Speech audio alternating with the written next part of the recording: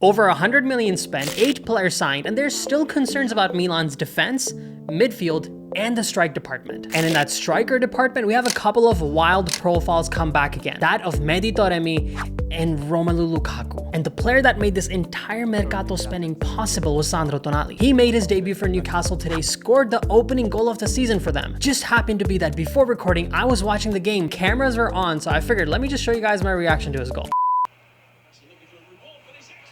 Oh, is that Sandro? Oh! Oh my God, wow. I'm happy for him.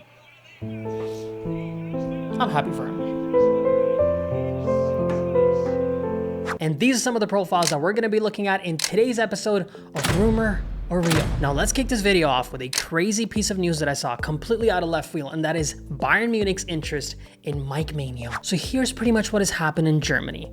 Manuel Neuer has been injured. Jan Sommer has been transferred to Inter now. So at this point in time, going into the new season, Bayern Munich doesn't have a proper goalkeeper. The profile that they were being linked with was Kepa Arrizabalaga of Chelsea. However, Real Madrid's Thibaut Courtois gets injured, picks up an ACL injury, so he's going to be out indefinitely. And that pretty much created a snowball effect. So Arrizabalaga is pretty much headed to Real Madrid now. And Bayern Munich's search for a goalkeeper continues. So the player that they apparently shortlisted is Maignan. And here's the reality, guys. When it comes to the modern day goalkeeper, pretty much a field created by Manuel Neuer, Maignan probably fits in that mold perfectly. I think there's a fair argument to put that Mike is probably the best goalkeeper in all of Europe right now. However, there are a couple reasons why I don't see a move like this panning out. Main thing is Mike is an integral part of this Milan squad. There have been recent reports about Mike being Milan's primary target to get a renewal signed with. So when it comes to his importance to the team and how the organization views him, it's pretty clear they want a long-term relationship with Mike. So that to me makes this move very difficult. The second part is that Bayern are actually looking for a goalkeeper that is willing to be a deputy to Manuel Neuer for the time being. When he comes back, they would essentially want Mike to be benched. And at his age and where Mike actually is in his career, I just can't see him playing second fiddle to anybody. Yes, if he was a 21, 22-year-old goalkeeper, there's a possibility that he would be willing to, spend a couple years on the bench and then take over at Bayern. But at 28, the guy is absolutely in his peak, and I just can't see something like that happening. So a couple of you guys messaged me about this move, but this report to me is very easy. I think this is just a rumor at this point in time. So an iconic coach in Arrigo Sacchi came out and he had a lot to say about the Noah Okafor move to Milan. He actually pretty much said he doesn't understand exactly why the player was signed, and he wasn't sure how that player becomes a deputy for Olivier Giroud. A coach who had an extremely attacking style of play, Coach Marco van Basten, he talks about how a striker either has to be an absolute killer on the field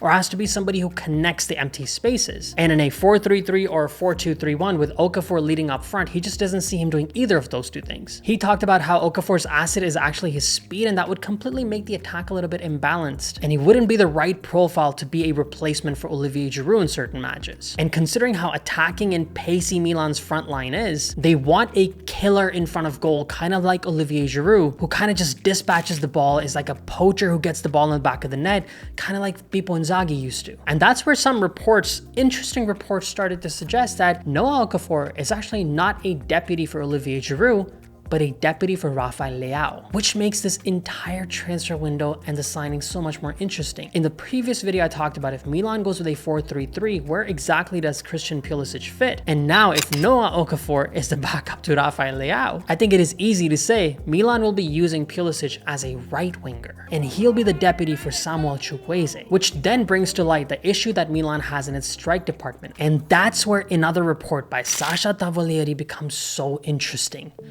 And that is the profile of Mehdi. This is the same person who broke the news of CDK joining Milan from Club Brugge. So this is not some random journalist. He was also the first one about a month and a half ago to break the news of Mehdi signing a personal agreement with Milan. Now his claim was that Porto, who actually received an offer from Inter for Mehdi, actually rejected that offer, and the Iranian player, who has a 4-year personal contract already agreed with Milan, would prefer to move to the Rossoneri. According to him, the striker's entourage has already been informed that Milan does plan on making another offer, and the breakdown is that Porto need at least 30 million to let this player go. Milan's first offer, I believe, was somewhere around 13 to 15 million, which was immediately rejected. Inter, from what I understand, had made an offer around that 23 million mark, which was also rejected by Porto. However, Gianluca Di Marzio is now reporting that Spurs, who lost Harry Kane, another snowball effect, are now coming from Mehdi Taremi instead. They are preparing an offer for Porto around 24 million mark, but the Portuguese club's requirement still is 30 million for this player. The truth is that this guy's goal scoring record, assist record over the past few years in the league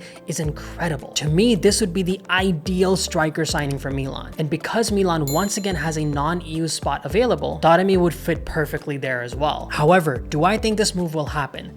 At this point in time, guys, seeing everything that we're seeing, Inter's interest, Inter's desperation to get a striker, Tottenham having the financial strength that they have from the 100 million sale of Harry Kane, I think at this point in time, this particular move is unlikely. What do you guys think? Do you think there's any chance that Milan is able to sign the Iranian striker? And if that profile coming back is not wild enough, I got an even crazier one for you, and that's the possibility of Romelu Lukaku moving to Milan. So I'll try to summarize this guy's story in about 30 to 45 seconds. He makes a move from Manchester United to Inter. Second season, wins the title, decides to betray the Inter fans and actually move back to Chelsea. While at Chelsea, within months, he's disgruntled with the coach, gives an interview where he talks about pretty much while being a Chelsea player, regretting leaving Inter. He then openly talks about how one day he will go back to Milan and play for the club again. Somehow manages to get back to Inter in a year, brings the Curva to his side, and then he gets mad at the club, possibly for not being started in the Champions League final against Man City. And how does he deal with that? He starts negotiating with Inter's arch rival. Guys, Milan is not Inter's arch rival, it's Juventus. Starts negotiating with Juventus while being an Inter player to make a move there, while simultaneously working with Inter to make his loan move permanent. When that is on the verge of happening, he ghosts the entire management and his teammates and stops taking their calls. The management finds out about his negotiations with Juventus, recognize the betrayal, and decide to completely drop the negotiations for this player. And then the Juventus fans, who realize they might lose Vlahovic for Lukaku, decide to protest that move and demand that Juventus doesn't make a move for the former Inter striker. So right now, Chelsea fans hate him, Inter fans hate him, Juventus don't want him. So in a situation like that, should Milan go for this player and actually bring him on board? I don't know what your answer is. My answer, guys, I think so. I know it's a crazy suggestion, but here's what I'll say.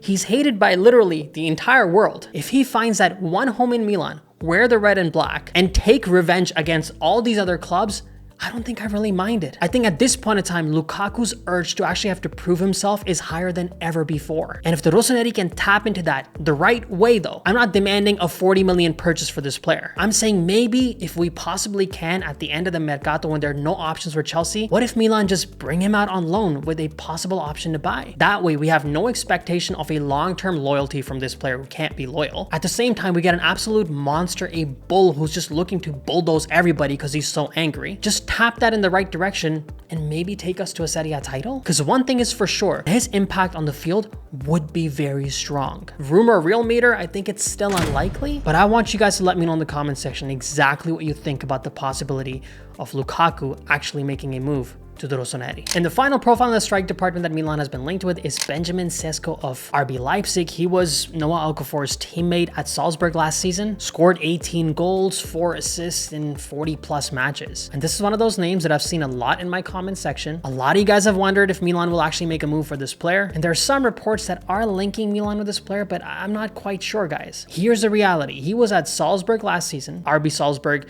and RB Leipzig came up with an agreement that he's going to be making a move to Leipzig. In 2022, they came up with an agreement that he's going to be moving to Leipzig in July of 2023. So the fact that he just moved to this club, is there a possibility that he comes to Milan suddenly? There's some links about a 30 million euro move. I just don't know how a player is going to go from Salzburg to Leipzig and in a few weeks to Milan. Now, the fact that Leipzig signed Openda already has Timo Werner at the club, some suggest it pushes Sesko down the pecking order. So the one thing that may be possible would be a loan move to the Rossoneri. However, at this point in time on the rumor real meter, I think this is just a rumor. However, one thing is for sure, Milan needs to sign a striker. And who knew the departure of Charles de Ketelaere would pretty much be equally dramatic as his arrival to Milan. It took what last summer looked like the entire Mercato for Milan to be able to sign this player, and now it looks like it's taken the entire Mercato to sell this player. However, there's some light at the end of the tunnel with Charles de Ketelaere's move to Atalanta. Apparently, there was some roadblock that took place. This move was pretty much imminent and done as per my previous video. However, there was a requirement, a demand demand from his agents for certain commissions that would have to come to fruition if Atalanta actually signed the player permanently. They wanted some predefined commissions before the sale actually went permanent, possibly next summer. Now, this deal is expected to go through. Atalanta have made a 3 million loan for this player for the season. They then have an option to buy him at 23 million next summer with a possibility of 4 million in bonuses. So mathematically, accounting wise, it looks like Milan have pretty much recouped the amount that they paid for this player last season to Club Brugge. And the potential 10% future sale clause will actually possibly make Milan some capital gains. So for me at this point in time, guys, seeing how everything is going, seeing some of the signings that Milan is making, I'm pretty comfortable and content with Charles de Ketelaere making a move permanently away from the Rossoneri. I know some of you guys feel like, what if he goes to Atalanta and becomes a great player? Well, that's a risk we have to take. We lost Paqueta. He's worth, what, 100 million now to Manchester City, apparently. But after Milan lost him, we did make the Champions League. We did win the Serie A title. We did make the semifinals of the Champions League. So obviously there's future after players that sometimes you just miss out on. And if CDK is one of those profiles, then so be it. But I just don't think he'll be that player. He just doesn't seem to have that fire in him, that ridiculous amount of go-getter aggression in him. He just seems like a really nice guy. So CDK away from Milan, easy, this is real. Well, there you have it, guys. Those are some of the profiles we wanted to look at today. As I said at the beginning of the video, 100 million plus spent, 8 players signed. You still feel like we can see a bunch of holes in this team. I didn't talk about the defense department. We absolutely need a center back, in my opinion. We need a left back as a backup for Theo Hernandez. We certainly need a central defensive midfielder. We cannot be relying on Tiani Reinders somehow being turned into a defensive midfielder by this coach. And for sure, if Arrigo Sacchi says that Milan needs a striker, I believe him. And as reports are suggesting, Okafor is a backup for Rafael Leao. That means we only have Olivier Giroud and Divock Origi as our strikers. For all the money invested, all the players signed, we cannot kick off our season with gaping holes in the squad still. That will be on the management. You guys let me know in the comment section which are the top 2 most important signings that Milan needs to make. Position, and if you want to name some players, let me know. And as always, make sure to hit the subscribe button, hit the bell notification so you can watch these videos as soon as I upload them. And Forza Milan! Grazie mille e ciao tutti!